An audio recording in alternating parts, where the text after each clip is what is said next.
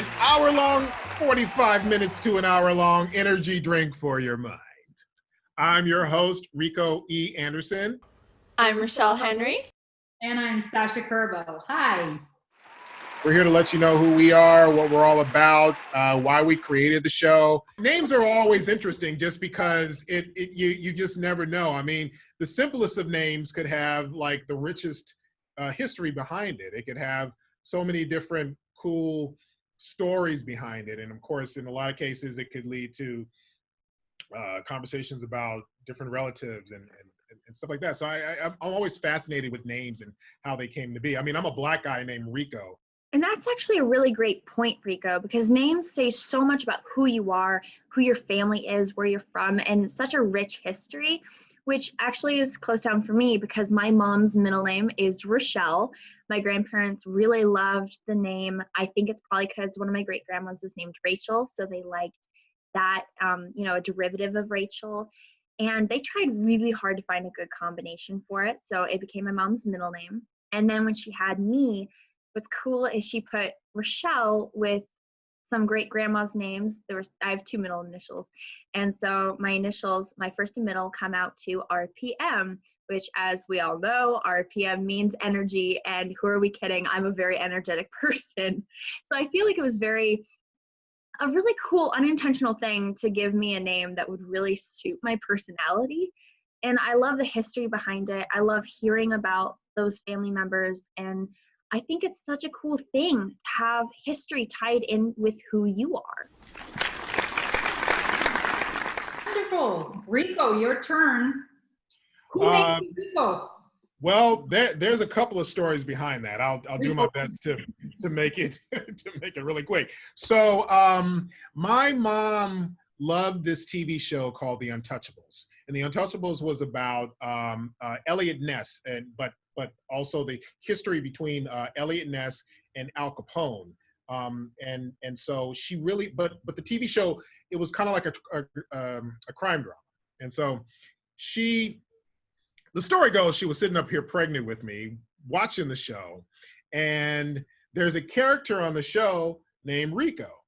And the character of Eliot Ness, who was the main guy, he would take a call, and whenever he would take a call, he would be like, yeah, okay, cool, boom. And then he would say like, Johnny, George, and Rico, let's go. And so like all the boys would get up and they'd go and handle the case. And so my mom saw that, and I guess every week they did that. And she was just like, Enrico, huh, I like that name. But then she took the N out, and then so she was like, Rico, I really like that name. But then somehow or another, Greco came up. Oh no. And so now she was like, okay, so if I have a boy, I'm gonna name him either Rico or Greco. Rico. If I have a girl, I'm gonna name her Melissa. And so my grandmother, she didn't hear the Melissa part. All she heard was Rico and Greco. Ain't no grandson of mine gonna be named Greco. Sasha. Yes. How'd you get your name? My father's mom, her name, and my father was Jewish, and his mom's name was Zlata, which if you translate it into English would be Golda, another Jewish name, but only translated into English. So it means gold, like made of gold or something. So her name was Zlata, and when my older sister was born, he of course wanted to name her after his mom. And then my mom and my grandma, they said like, what is this manner to name kids after like dead relatives? Like, what is this fashion? Like, no, it's a new person with a new name. Chose something else for my sister, which is Katya. But then I was born and my dad was like, Zlata. And then my grandma said, no. She said her name will not be Zlata. Her name will be, I don't know how Sasha came into their mind, but the full name for Sasha in Russian is Alexandra. The same with the male's name, Alexander. The short is still Sasha. Don't even ask. It's like Robert and Bob, like what do they have to do with each other, these two names? But it's short for Robert. The same with Sasha is short for Alexandra. But then when I was growing up, I hated my name because my last name in Russia, last name they point to the gender. Like it's Ivanova means you're a girl. Ivanov means Smirnov means you're a guy. Smirnova means you're a girl. So in my case, I was Sasha Kerbel. So it's both males and females name, and the last name you cannot tell. So, and also my parents, for some reason, they thought that my straight hair wasn't too beautiful comparing to my sister's curly hair. So they kind of cut it short. And everybody called me my sister's younger brother. And I was like, oh my God. Oh my gosh. So I learned to love my name way later in my life. But so now I can thank my parents for naming me Sasha. I really love my name. But when I was a child, I wanted to have another name. And the name of my dream was, again, don't even ask, Forget Me Not. I mean, I'm a black guy named Rico. And it's interesting because you don't see really a lot of black guys named Rico. Right. I'm not going to say it doesn't exist, but here's the funny thing. There's another artist named Rico. And I was about to say, I saw your interview. Yeah, and his name, and here's the other rub. His name is Rico Anderson. Right, and like Rico said before, that when you talk to a person about their name, you immediately hear the family story, and that's fascinating. That's like looking the family photo albums. Looking into that past. Yeah.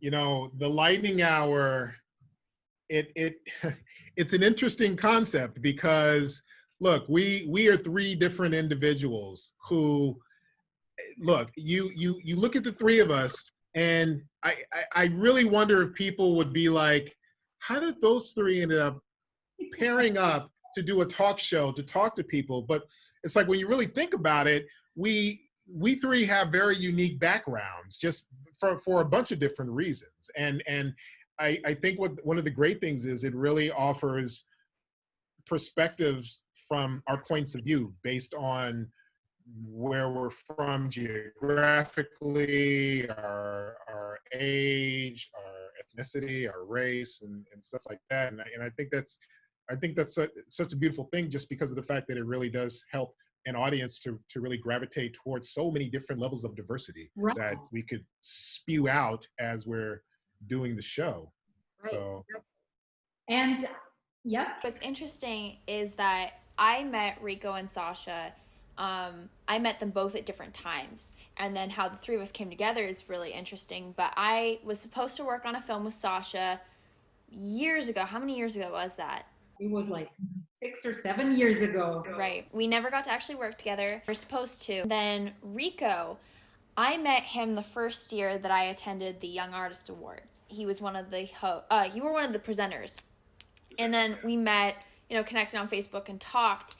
And we then, were like, oh, it'd be so cool if we got to, eventually like work together, host. And then, 2 years later, we were asked to host Young Artist Awards. We did the opening presentation, and it was so cool getting to do that. So it's interesting how I met both of you separate times, separate places, and then now we are, all working together as a group. Yeah, and it was absolutely insane to me because you were one of those people, like before filming of that movie that we were going to film in together. We were like maybe texting a little bit through Facebook and exchanging our excitement and everything. And then I was following, we were like following each other's life and careers and everything. But back then you were in Seattle, and I was in Russia, and then I moved here, and then I see that you moved here.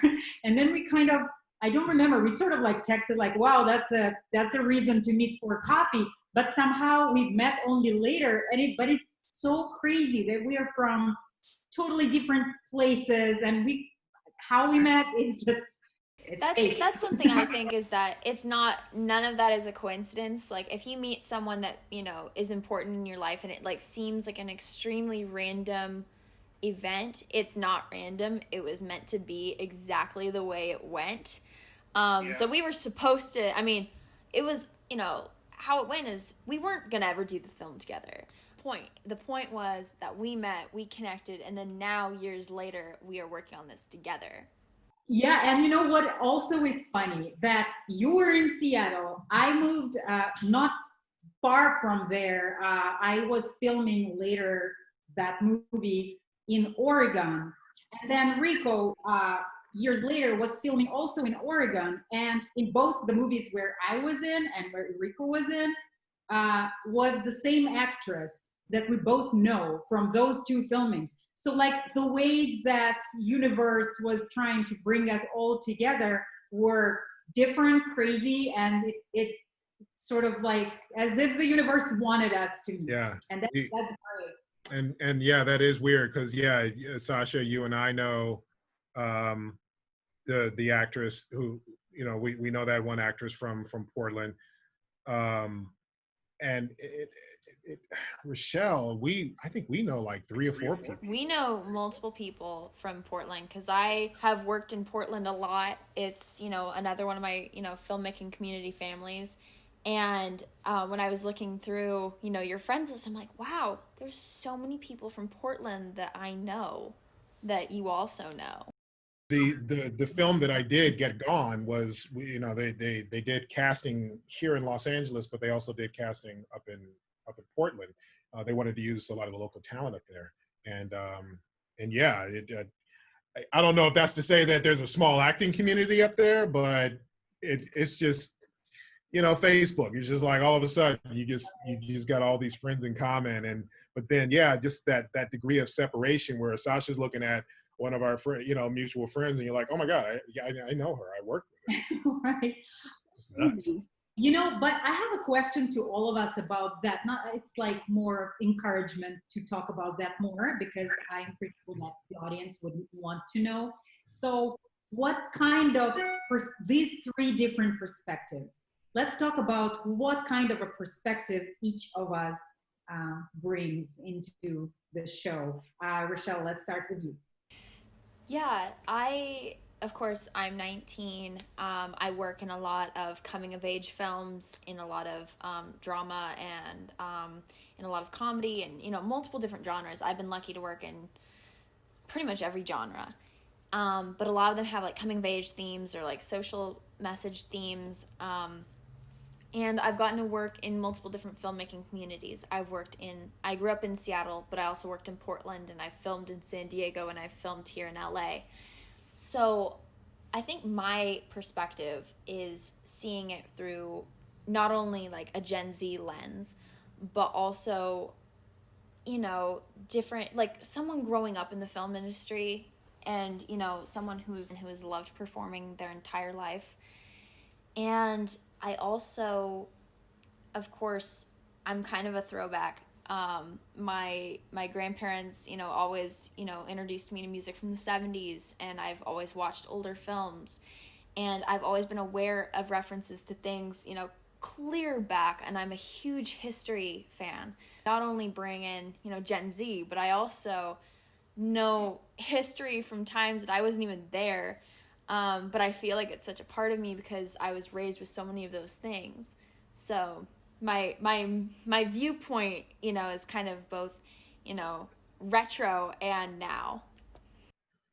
I love having conversations with you where, Rachelle, where all of a sudden you're mentioning something that just makes me stop and go, you know, because I'm just like, what do you know about the Andy Griffith Show? You know, I mean, right?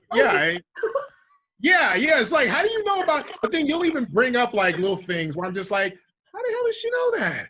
You know, so it's, but it's cool. It's cool that you were exposed to that, and that, you know, you have that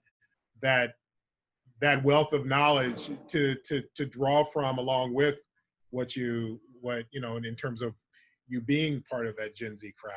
Right. And I also, I'm also a director and producer and writer. And I was very fortunate growing up in smaller indie communities because I got much more of an opportunity to learn all sides. And I had so many mentors in not only acting, but in directing and writing and producing, camera, makeup, you name it. I got at least a little bit of a glimpse of how it works. Even if I'm not, as skilled in it, I still have learned something about it. And so I really love being able to talk to people, not only in the perspective of an actor, but also in the perspective of someone behind the scenes, even on the business or all of those different things. I'm really fascinated by everyone's job I'm interested in all sorts of learning different things about people. Now, Rico, will you tell us your couple of words about yourself, about your perspective? Yeah, I am an actor. I have. Really? Wait, I didn't know that. Well, now you know. The more you know. There were a few things. I started acting when I was 12, and but it's been a thing that I wanted to do ever since I was 6. I've always known that acting is something that I wanted to be or be a part of. And it came about for a few reasons, but one of the main reasons was seeing representations of myself on film and on TV, and seeing both the good and the bad of it, the stereotypes as well as the positive figures and role models, and just being very attracted to both because, again, the representation. And there was always something in me that knew that what I'm seeing would get better, because although you saw on the negative tip, you saw certain stereotypes and things like that, I always felt like that it can't be the end all. It can't be the only thing that we're ever going to see in terms of images of Black people on TV and in film. It will get better. And I knew I wanted to be a part of that.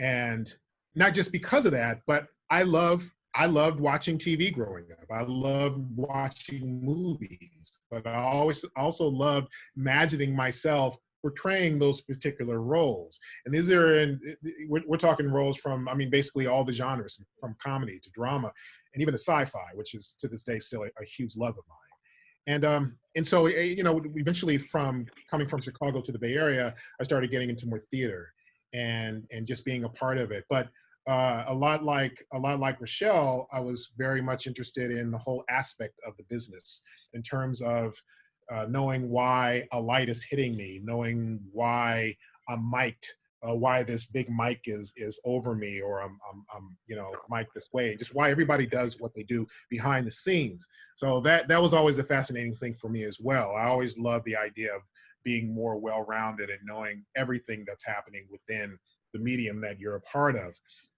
And so coming to Los Angeles eventually, I had a great opportunity to do a lot and really be a part of it all, but doing it from a perspective of being an actor, but also bringing in my own personal experiences and just overall.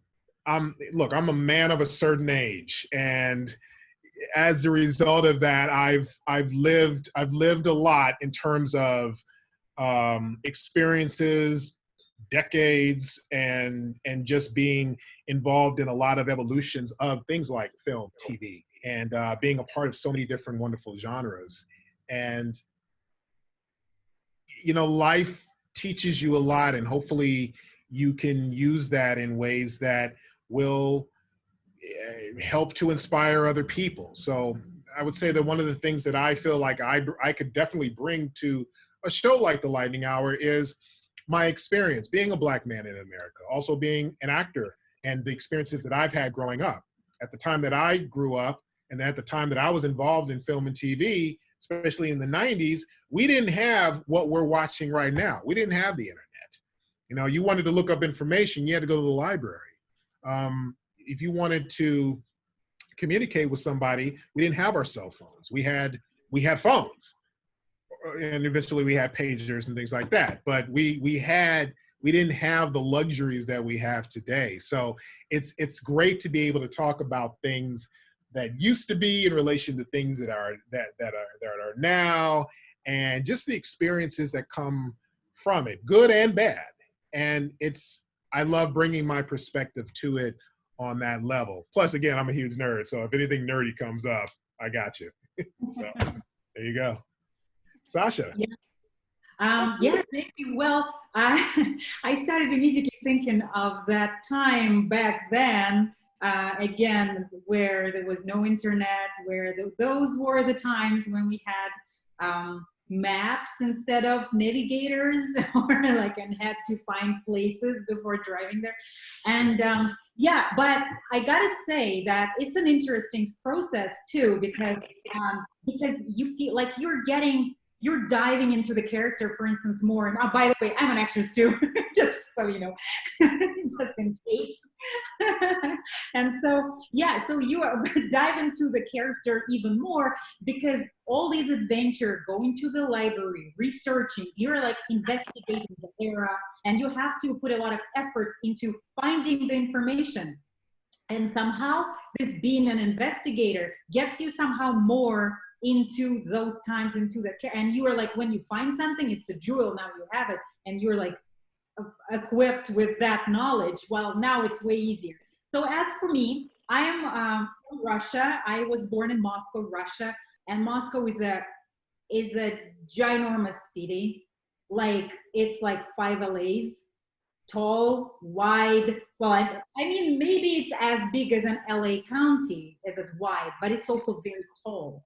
So, and it's very busy. People get lost there, like immediately going there. They're like, if you stuck in our traffic, you're really stuck. You better have a blanket and a diaper and something else. You're really gonna spend a day. Not a diaper. Come on. Moving. Right. So anyway, I love my city, my home city, and we will go there, I promise you. And so. Yeah, so as for my perspective, so because I was born there, I was born in Soviet Union. So I was a kid, so I mean, I still remember a lot of things.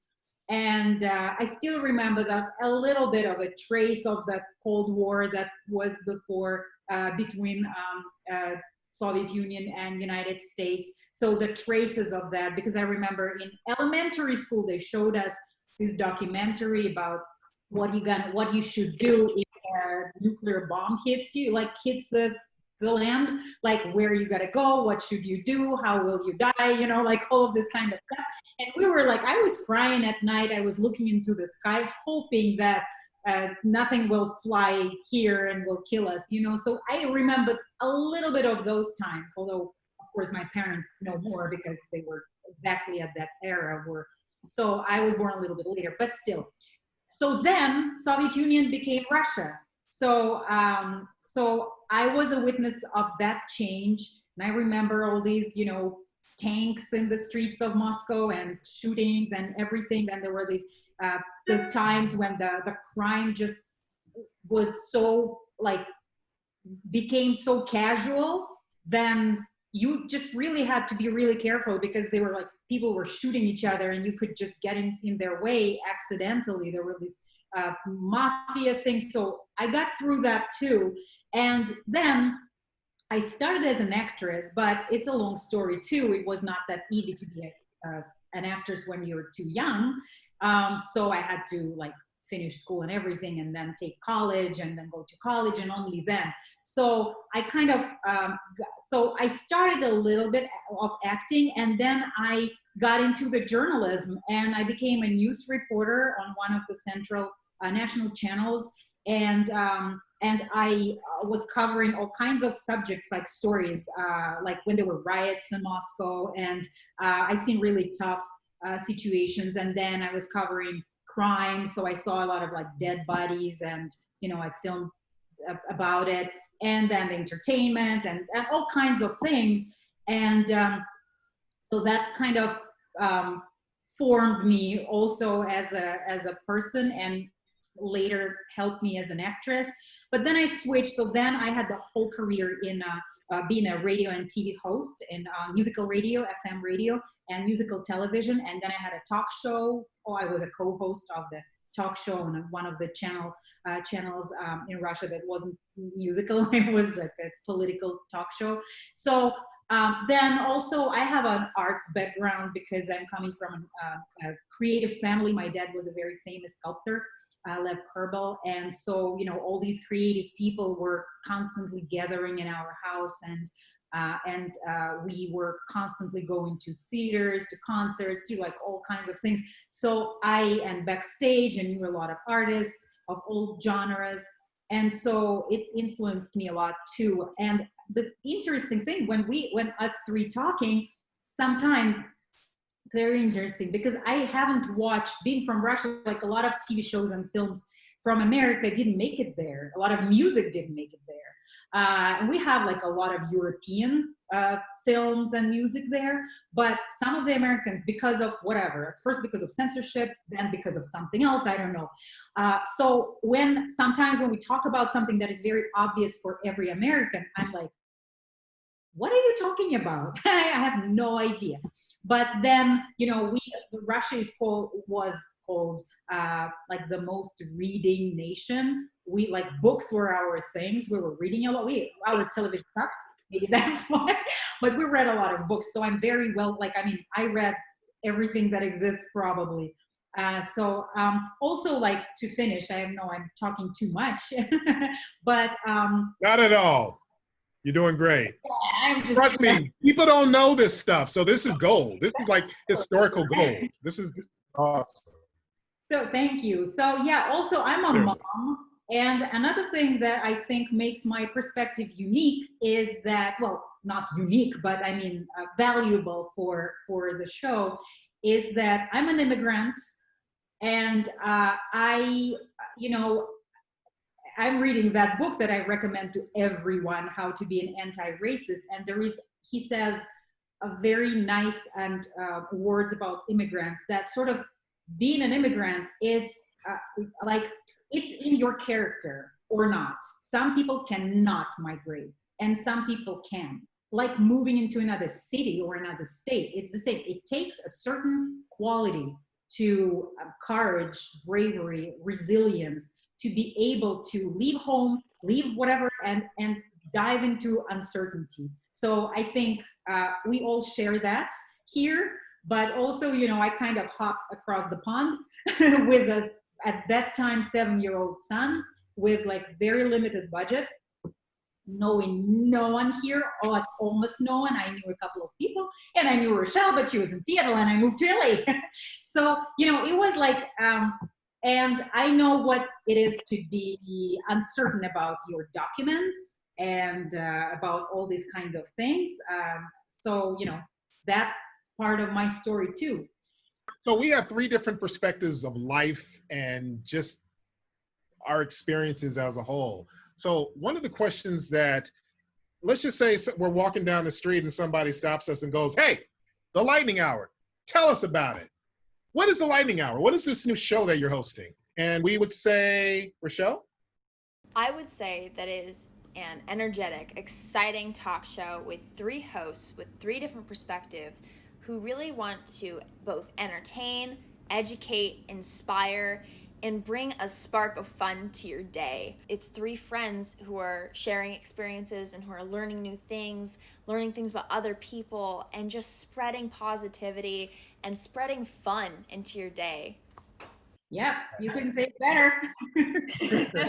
We will not tell you the names of our guests. We will keep it a surprise, but we promise we have amazing guests that are going to come to our show. And those people, they are very inspiring. They inspire us, and they will inspire you and make your day brighter. Always brighter, no matter what you're feeling, hopefully.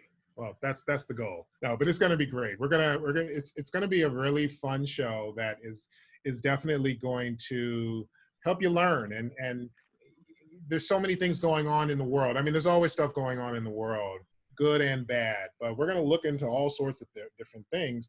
And we may throw in our own perspectives and thoughts and things. Obviously, the guests that we speak to are going to speak on whatever it is that their experiences on various topics or whatever their personal professions are and stuff like that. And we're just going to get to know them while you still get to know us. I mean, we've spoken a lot. We've said a lot. We haven't said everything, but we've said enough. And you're going to learn a lot more as we go. And that's the fun of it. Getting to know us, getting to know our guests. And, you know, one of the biggest parts of the business is no matter what you're doing, you got to have fun. If you're not having fun, why do it? So we have fun just hanging out and talking when we see each other at events, when we're talking like on our Zoom calls and stuff like that. So we want to bring that fun to you guys. Thank you so much for joining us, everybody. Stay tuned for new episodes each Friday at noon. I'm your host, Rachelle Henry. Rico E. Anderson.